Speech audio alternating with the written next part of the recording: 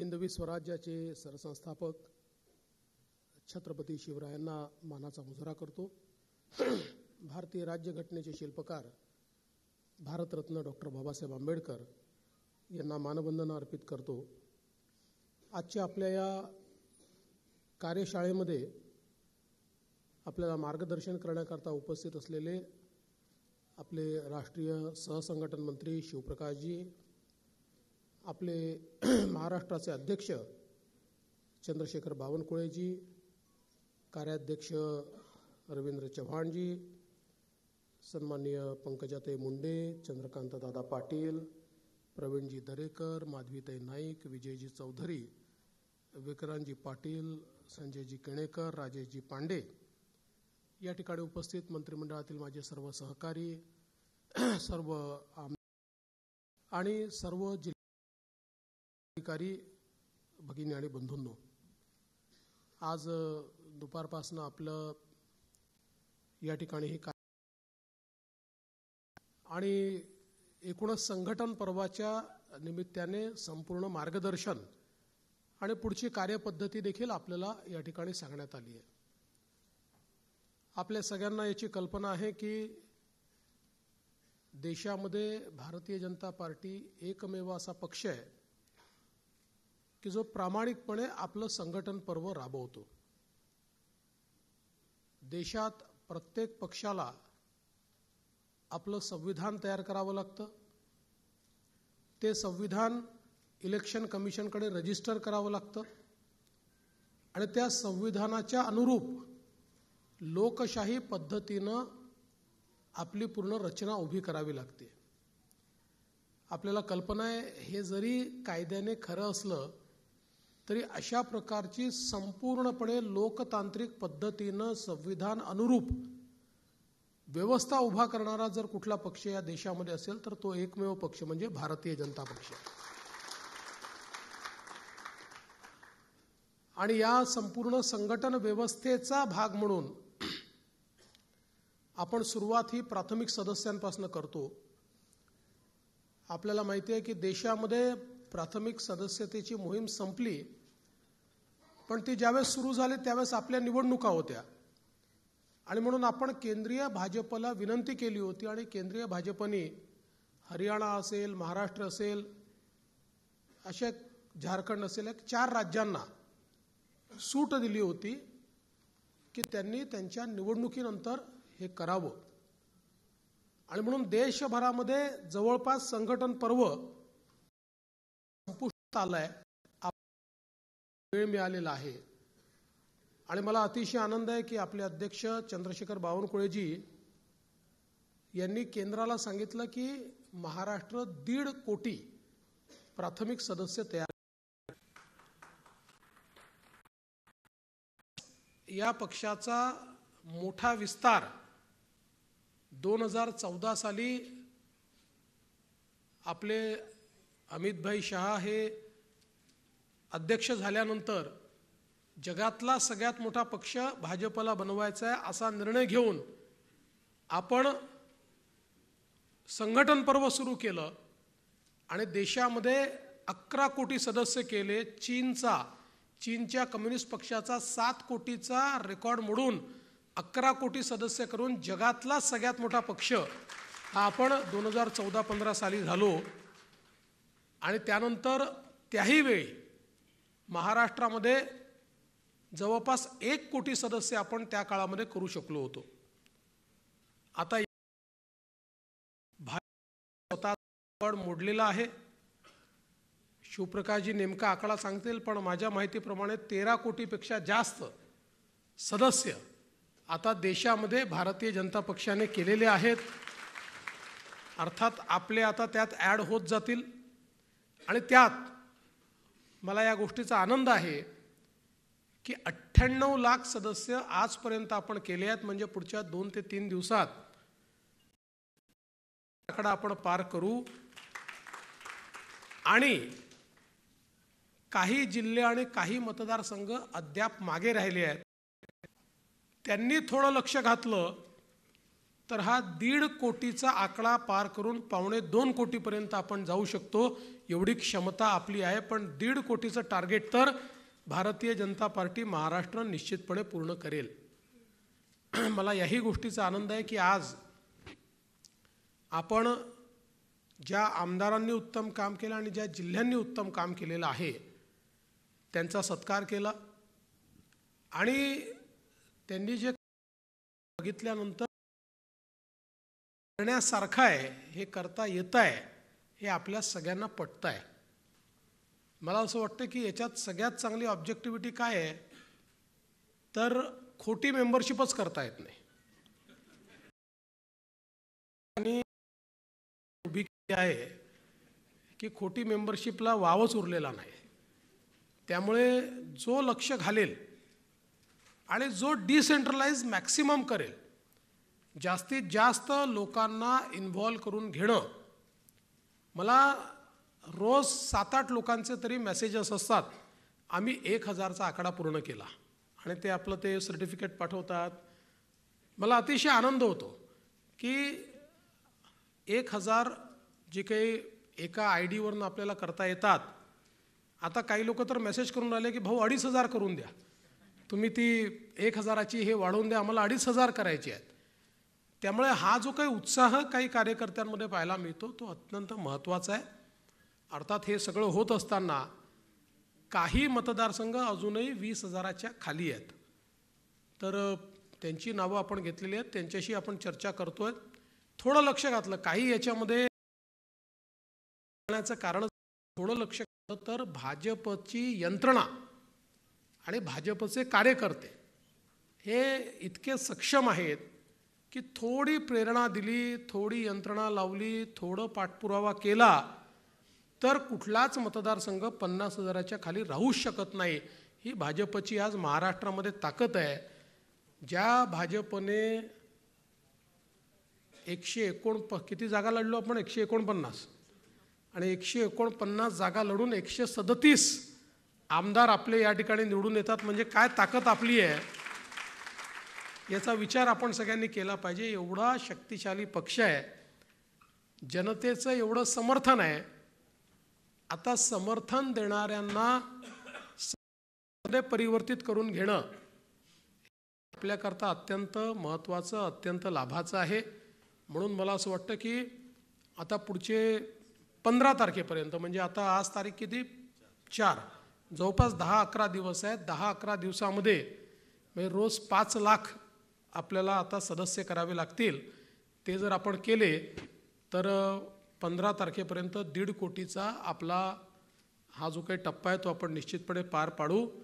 त्याकरता पुन्हा एकदा नव्या जोमाने, कारण ज्यावेळेस आम्ही सदस्यतेचा अनुभव हा शिवप्रकाशजी आणि सगळ्या वरिष्ठांकडनं ऐकत होतो त्यावेळेस त्यांचं म्हणणं असं होतं की ज्या ज्या राज्यांनी 1 कोटीच्या वरचा टप्पा ठरवला ते राज्य 1 कोटीपर्यंत गेले.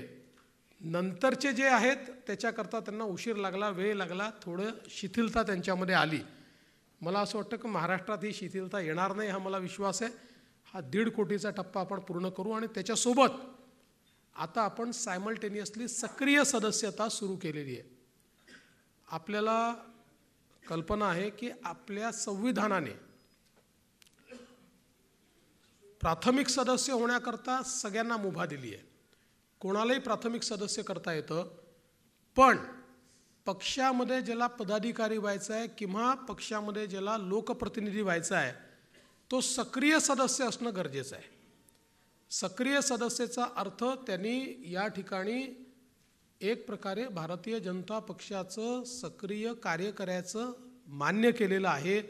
तो दैनंदिन कामामध्ये त्या ठिकाणी इन्व्हॉल्व होतो किंवा निवडणुकीत इन्व्हॉल्व होतो, अशा प्रकारचा सक्रिय कार्यकर्ता. आणि त्याला खरं म्हणजे एक दुसरी पण अट त्याच्यामध्ये टाकलेली आहे आणि ती अट आहे की सक्रिय सदस्यता जर घ्यायची असेल तर त्या सक्रिय सदस्याने आपल्या ID-वरनं 100 त्या ठिकाणी सदस्य केले पाहिजेत. त्यामुळे हे 100 सदस्य करून घेऊन त्याला सक्रिय सदस्य बनवणं हे मला असं वाटतं अत्यंत महत्त्वाचं आहे. म्हणजे याच्यामध्ये काही युवा मोर्चाचे पोरं हे चांगले सक्रिय सदस्य होतील आणि काही माझ्यासारखे लोक हे सक्रिय सदस्य होऊ शकत नाही. मला आत्ता जे बावनकुळेजींनी दिलेलं आहे ते त्यांच्या अधिकारात मला सक्रिय सदस्यत्व दिलं आहे. माझे अजून 100 व्हायचे आहेत, माझे 87 झाले आहेत, पण मी 100 पूर्ण करेन.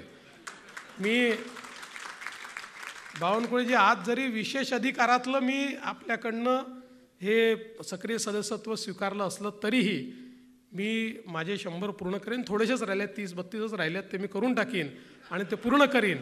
तसंच आपल्या सगळ्यांना माझी विनंती आहे की आपणही प्रयत्नपूर्वक ज्यांना सक्रिय सदस्य करतोय त्यांच्याकडनं 100 सदस्य करून घेऊन त्यांना जर सक्रिय सदस्य केलं तर मला असं वाटतं की खऱ्या अर्थानं भाजपच्या संविधानाला जे अपेक्षित आहे तशा प्रकारचे सक्रिय सदस्य या ठिकाणी तयार होतील आणि कागदावरची पार्टी राहणार नाही तर ती सक्रिय पार्टी राहील.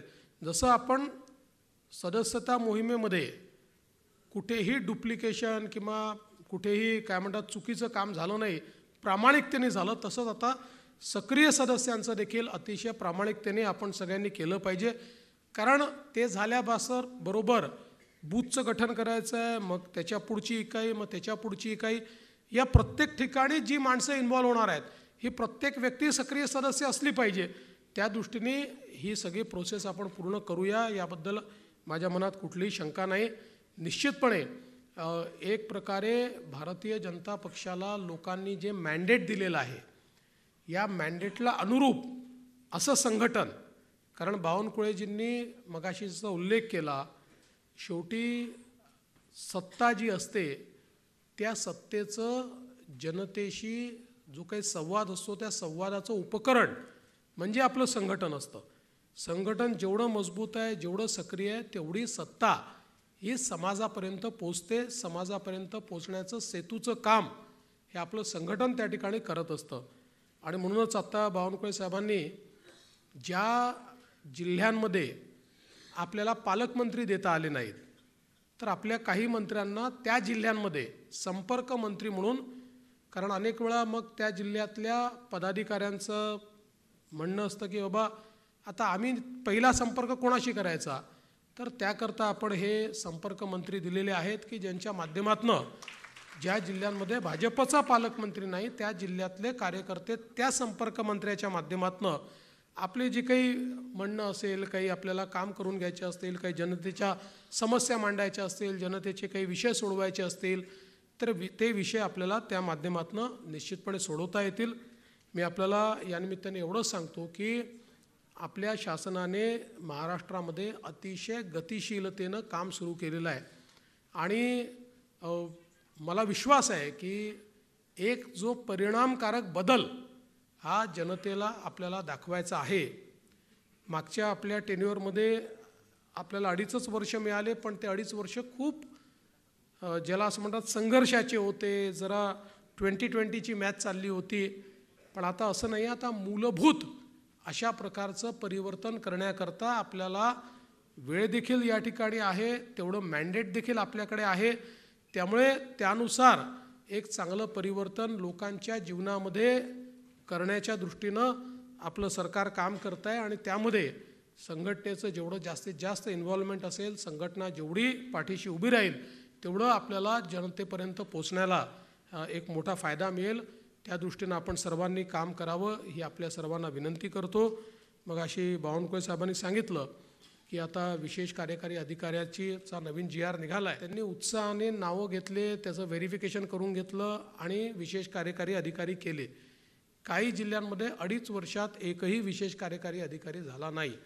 तर मला असं वाटतं की थोडं मंत्री आणि संपर्क मंत्री तर लक्ष देतीलच, जिल्हाध्यक्षांनी लक्ष द्यावं. शेवटी एक प्रकारे हा जो काही आपला कार्यकर्ता असतो त्याला हा सन्मान असतो, त्याला महाराष्ट्र शासनाचा विशेष कार्यकारी अधिकारी त्याचं लेटरपॅड असतं, त्याचा शिक्का असतो. त्यामुळे एक सन्मान हा या निमित्ताने त्या कार्यकर्त्याला मिळत असतो. अर्थात त्याच्या काही क्वालिफिकेशन्स आपण दिल्यात, मिनिमम क्वालिफिकेशन्स आहेत, पण ते मिनिमम क्वालिफिकेशन आणि त्याचं एक आपल्याला व्हेरिफिकेशन करून घ्यावं लागतं. त्या व्हेरिफिकेशनच्या आधारावर मला असं वाटतं पुढच्या 1-1.5 महिन्यात आपलं संघटन पर्व संपलं की मग 1 महिना हेच पर्व आपण हातामध्ये घेतलं पाहिजे आणि किमान आपला जो शेवटचा कार्यकर्ता आहे त्याला अशा प्रकारे सरकारच्या कामामध्ये इन्व्हॉल्व करून घेण्याकरता एक चांगली पद्धती आहे. वर्षानुवर्ष ती चालत आलेली पद्धती आहे. त्यामुळे त्या पद्धतीचा अवलंब आपण सगळे लोक मिळून करू. मी यापेक्षा अधिक आज काही बोलण्याची आवश्यकताही नाही आहे. त्यामुळे आपल्या सगळ्यांचं पुन्हा एकदा अभिनंदन करतो की आपण 1 कोटीपर्यंत पोहोचलात. ज्यांनी उत्तम काम केलं आहे त्यांचं विशेष अभिनंदन करतो. आणि अशाच प्रकारचं अभिनंदन सगळ्यांचं करण्याची संधी मिळावी या दृष्टीनं आपण सगळ्यांनी काम करावं. आणि जे लोक आज उपस्थित नाही आहेत त्यांनाही काही लोकांनी सुट्टी घेतली आहे, काही न सांगता अनुपस्थित आहेत. आणि 2-4 लोक इथे उपस्थित दिसत नाहीत. मला मंत्रालयात भेटले होते, त्यांना मी विचारतो का ते इथल्याऐवजी मंत्रालयात आहेत. तर त्यांना पुढचे 2 आठवडे मंत्रालयात येण्याची बंदी मी घालणार आहे. असे 2-3 आमदार मला तिथे दिसले आणि इथे दिसत नाही आहेत. तर त्याच्यामुळे शेवटी जे काम करतात त्यांनाच आपण जाब विचारतो, जे गायब असतात त्यांना आपण विचारतच नाही. तर माझी अध्यक्षांनाही विनंती आहे की बिना परवानगी जे आज उपस्थित नाहीत त्यांना किमान काय कारण आहे, ते का नाही आहेत, पक्षाला ते का त्यांना बक्षीस द्यायचं नाही आहे, म्हणून त्या संदर्भात निश्चितपणे त्याची विचारणा आपण करूया. मी पुन्हा एकदा आपल्या सर्वांचं मनापासून अभिनंदन करून माझे 2 शब्द संपवतो. धन्यवाद. जय हिंद, जय महाराष्ट्र.